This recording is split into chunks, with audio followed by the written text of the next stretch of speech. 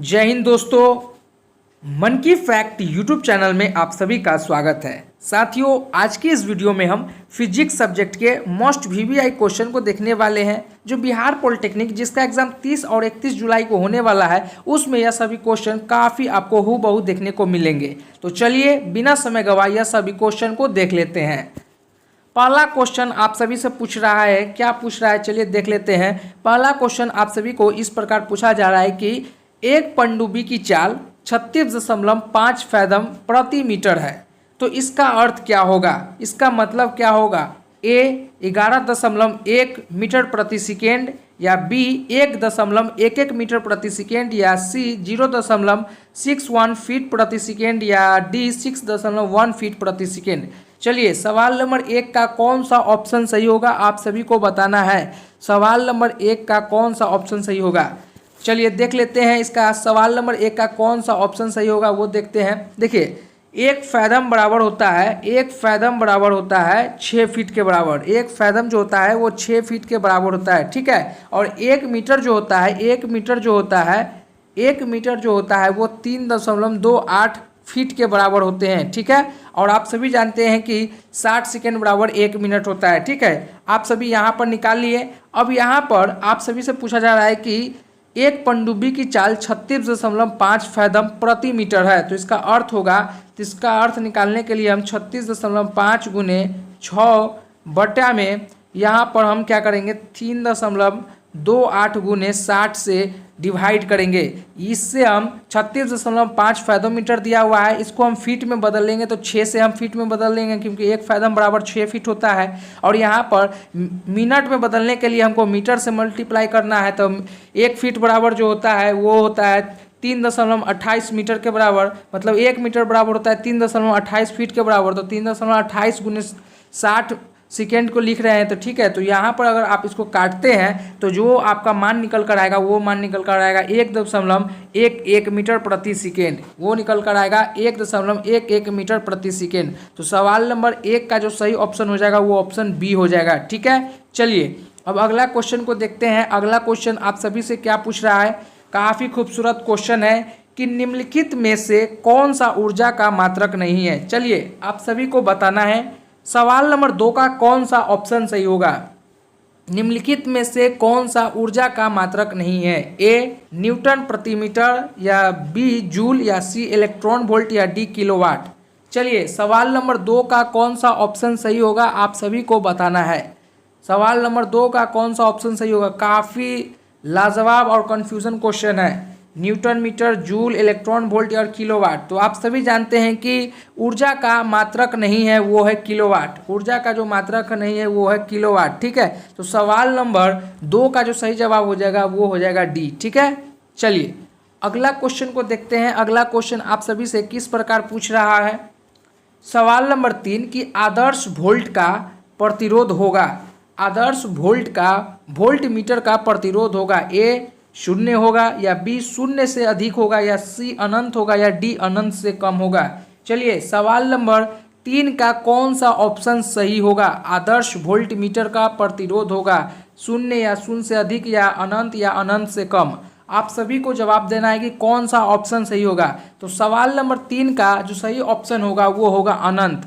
आदर्श volt meter का जो प्रतिरोध होता है वो अनंत तक हो जाता है, उसका अनंत प्रतिरोध होता है। तो सवाल नंबर 3 का जो सही ऑप्शन होगा वो ऑप्शन सी होगा। सवाल नंबर 3 का जो सही ऑप्शन होगा वो ऑप्शन सी होगा, ठीक है। चलिए अब अगला क्वेश्चन को देखते हैं। अगला क्वेश्चन आप सभी से किस प्रकार पूछ रहा है कि सवाल नंबर 4 कि एक धारावाही चालक को किसी चुंबकीय क्षेत्र में क्षेत्र के लंबवत रखा गया है, तो चालक पर लगाए गए बल की दिशा होगी ए लंबवत, बी समानांतर, या सी किसी कोण पर, या डी चालक तथा क्षेत्र के लंबवत। चलिए सवाल नंबर 4 आप सभी से पूछ रहा है कि एक धारावाही चालक को किसी भी चुंबकीय क्षेत्र को क्षेत्र के लंबवत रखा गया है, तो चालक पर लगाए गए बल की दिशा कहाँ होगी, किस दिशा में बल की दिशा होगी। चलिए आप सभी से सवाल नंबर 4 का कौन सा ऑप्शन सही होगा यह पूछा जा रहा है। तो देखिए, एक धारावाही चालक है, किसी चुंबकीय क्षेत्र में अगर उसका लंबवत क्षेत्र रखा गया है तो चालक पर लगाए गए जो बल की दिशा होगी वो चालक तथा क्षेत्र के लंबवत दिशा में होगी, चालक तथा क्षेत्र के लंबवत दिशा में होगी। तो सवाल नंबर 4 का जो सही ऑप्शन हो जाएगा वो ऑप्शन डी हो जाएगा, वो ऑप्शन डी हो जाएगा। ठीक है, तो सवाल नंबर 4 का जो कौन सा ऑप्शन हो जाएगा वो ऑप्शन डी हो जाएगा। ठीक है, चलिए अगला क्वेश्चन को देखते हैं। अगला क्वेश्चन आप सभी से क्या पूछ रहा है और किस प्रकार का पूछ रहा है। सवाल नंबर 5 कि निम्नलिखित में विद्युत का सर्वोत्तम चालक कौन है। निम्नलिखित में विद्युत का सर्वोत्तम चालक कौन है, कई बार पूछा गया क्वेश्चन है। ये क्वेश्चन तो लगभग छात्र का यह क्वेश्चन गलत नहीं होना चाहिए, क्योंकि यह काफ़ी बार पूछा गया क्वेश्चन है।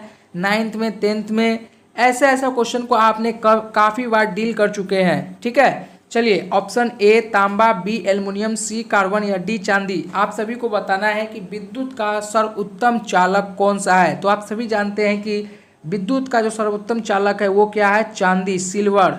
वो क्या है, वो है सिल्वर। तो सवाल नंबर 5 का जो सही ऑप्शन हो जाएगा वो ऑप्शन डी हो जाएगा। वो ऑप्शन कौन सा हो जाएगा, वो ऑप्शन डी हो जाएगा। ठीक है, चलिए अगला क्वेश्चन को देखते हैं। अगला क्वेश्चन आप सभी से किस प्रकार पूछ रहा है। सवाल नंबर 6 कि विद्युत घंटी में जो सेल प्रयुक्त होता है वो है, विद्युत घंटी में जो सेल प्रयुक्त होता है वो है ए शुष्क सेल, बी वोल्टीय सेल या सी डेनियल सेल या डी लेंकलांसे सेल। चलिए आप सभी को बताना है कि विद्युत घंटी में जो सेल प्रयुक्त होता है वो कौन सा सेल होता है, या टॉर्च में जो टॉर्च होते हैं उसमें जो सेल प्रयुक्त होते हैं वो कौन सा सेल प्रयुक्त होते हैं, आप सभी को बताना है। सवाल नंबर 6 का कौन सा ऑप्शन सही होगा आप सभी को बताना है। तो चलिए देखिए, विद्युत घंटी हो या टॉर्च हो, यह सभी में जो सेलों का प्रयुक्त होता है वो शुष्क सेल का प्रयोग होता है। ठीक है, उसमें शुष्क सेल का हम उपयोग करते हैं। तो सवाल नंबर 6 का जो सही ऑप्शन हो जाएगा वो ऑप्शन ए हो जाएगा। ठीक है, चलिए अगला क्वेश्चन को देखते हैं। अगला क्वेश्चन आप सभी से किस प्रकार पूछ रहा है और क्या पूछ रहा है। पूछा जा रहा है कि दो चुंबकीय बल रेखाएं ए उदासीन बिंदु पर एक दूसरे को काटती है, या बी उत्तर या दक्षिण ध्रुवों के निकट काटती है, या सी कभी एक दूसरे को नहीं काटती है, या डी एक दूसरे को कहाँ काटेगी जब चुंबक की स्थिति पर निर्भर करती है।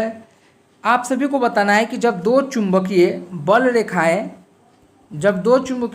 रेखाएं हो तो यह उदासीन बिंदु पर एक दूसरे को कहाँ काटेगी, या यह उत्तर या दक्षिण ध्रुव के निकट काटती है, या एक दूसरे को नहीं काटती है, या एक दूसरे को कहाँ काटेगी जब चुंबकीय के स्थिति क्षेत्र निर्भर करती है तहाँ। आप सभी को बताना है कि सवाल नंबर 7 का कौन सा ऑप्शन सही होगा। तो देखिए, दो चुंबकीय है, मान लीजिए दो चुंबकीय है। ठीक है, दो चुंबकीय है, यहाँ पर दो चुंबकीय है।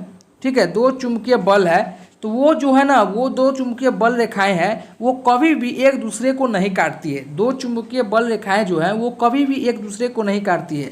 तो सवाल नंबर 7 का जो सही ऑप्शन हो जाएगा वो ऑप्शन सी हो जाएगा। ठीक है, चलिए अगला क्वेश्चन को देखते हैं। अगला क्वेश्चन आप सभी से क्या पूछ रहा है।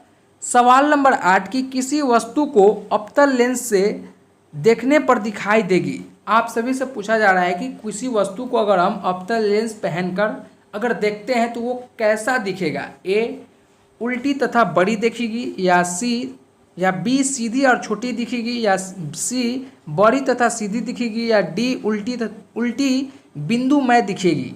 चलिए आप सभी को बताना है कि अगर कोई भी व्यक्ति अगर अवतल लेंस का चश्मा पहनकर अगर किसी वस्तु को देख रहा है तो उसको कैसा दिखेगा, उसको कैसा दिखेगा आप सभी को बताना है। तो देखिए, अगर अवतल लेंस का अगर आप चश्मा पहनकर किसी वस्तु को देखते हैं तो वो तो वस्तु पहला नंबर सीधा दिखेगी, ठीक है, और छोटा दिखेगी। ठीक है, सीधा दिखेगी और छोटा दिखेगी। तो सवाल नंबर 8 का जो सही जवाब हो जाएगा वो हो जाएगा बी। ठीक है, चलिए अगला क्वेश्चन को देखते हैं। देखिए, दर्पण से आपको क्वेश्चन पूछेगा। दर्पण का सूत्र आप सभी को याद भी होना चाहिए। दर्पण से क्वेश्चन पूछेगा, ठीक है ना। जितना हो सके उतना दर्पण से न्यूमेरिकल क्वेश्चन को आप बना लीजिएगा। दर्पण का कंसेप्ट आप सभी का क्लियर होना चाहिए। लाइट्स का समझिए तो वो बहुत ही ज़्यादा लाइट्स चैप्टर का बहुत ही ज़्यादा VVI पॉइंट है। दर्पण सूत्र जो है बहुत ही ज़्यादा महत्वपूर्ण रखता है। इससे न्यूमेरिकल दम बहुत ही ज़्यादा बनता है, ठीक है ना। ऐसे बिहार पॉलिटेक्निक मतलब 30 जुलाई को जो एग्ज़ाम होने वाला है उसमें न्यूमेरिकल का वेटेज बहुत ही कम रहेगा।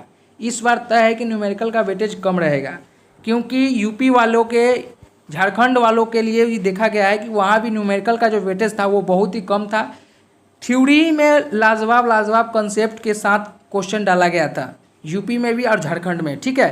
तो इस बार जो है बिहार पॉलिटेक्निक में जो एग्ज़ाम होगा उसमें न्यूमेरिकल क्वेश्चन बहुत ही कम दिखा जाएगा, बहुत ही कम देखने को मिलेंगे, ठीक है। चलिए अगला क्वेश्चन को देखते हैं। अगला क्वेश्चन आप सभी से क्या पूछ रहा है, सवाल नंबर 9 की एक धारावाही परिनालिका को स्वतंत्रता पूर्वक क्षैतिज तल में लटकाने पर उसके सिर ठहरते हैं। ए दक्षिण पूर्व दिशा में, या बी पूर्व दक्षिण दिशा में, या सी उत्तर पूर्व दिशा में, या डी उत्तर दक्षिण दिशा में। चलिए सवाल नंबर 9 का कौन सा ऑप्शन सही होगा आप सभी को बताना है कि एक धारावाही परिनालिका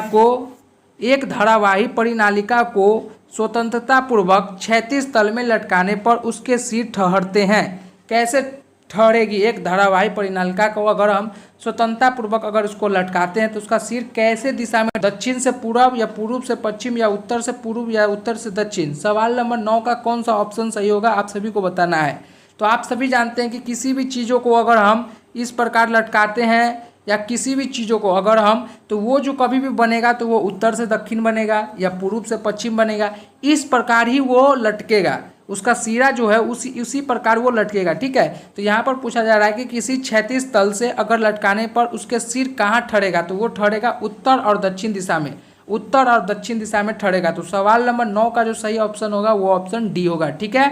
चलिए अगला क्वेश्चन को देखते हैं। अगला क्वेश्चन आप सभी से क्या पूछ रहा है कि प्रतिबल का मात्रक है, A newton, B newton metre, या सी न्यूटन मीटर स्क्वायर, या डी इनमें से कोई नहीं। चलिए आप सभी को बताना है कि इसका सही ऑप्शन क्या होगा। साथियों आप सभी को हम लगातार एसआई यूनिट से जुड़ी एक वीडियो प्रॉपर बना दिया है, और अगर आपने नहीं देखे हैं तो आप प्लेलिस्ट में जाकर पॉलिटेक्निक डाउट में जाकर वो वीडियो को देख लें, क्योंकि एसआई यूनिट से हर साल बिहार पॉलिटेक्निक में 2 से 3 नंबर के क्वेश्चन पूछे जाते हैं। तो आपको अगर याद ना हो तो वहाँ पर आपका जो है क्वेश्चन गलत कर बैठिएगा, ठीक है, गलती कर बैठिएगा। इसलिए जितना हो सके उतना आप एसआई यूनिट का कंसेप्ट क्लियर रखिएगा, ठीक है। चलिए प्रतिबल का मात्रक क्या होगा आप सभी को बताना है। सवाल नंबर 10 का कौन सा ऑप्शन सही होगा। तो आप सभी जानते हैं कि प्रतिबल का जो मात्रक होता है वो होता है न्यूटन मीटर स्क्वायर, वो होता है न्यूटन मीटर स्क्वायर। तो सवाल नंबर 10 का जो सही जवाब होगा वो होगा सी, ठीक है। सवाल नंबर 10 का जो सही जवाब होगा वो होगा सी, ठीक है। चलिए साथियों आज के इस वीडियो में हम कुल 10 प्रश्न को देखे हैं, जिसमें से 10 में आपका कितना क्वेश्चन सही हुआ है आप हमें फटाफट कमेंट बॉक्स में ज़रूर बताएं। 10 में 10 आपको सही होना चाहिए, क्योंकि यह सभी जो क्वेश्चन है काफ़ी इजी क्वेश्चन है, ठीक है। तो यह सभी क्वेश्चन आप सभी को 10 में 10 सही होना चाहिए। फटाफट आप सभी बताएं कि कितना आप सभी का क्वेश्चन सही हुआ है, ठीक है। चलिए फिर मिलते हैं एक नई वीडियो में, जब तक के लिए जय हिंद।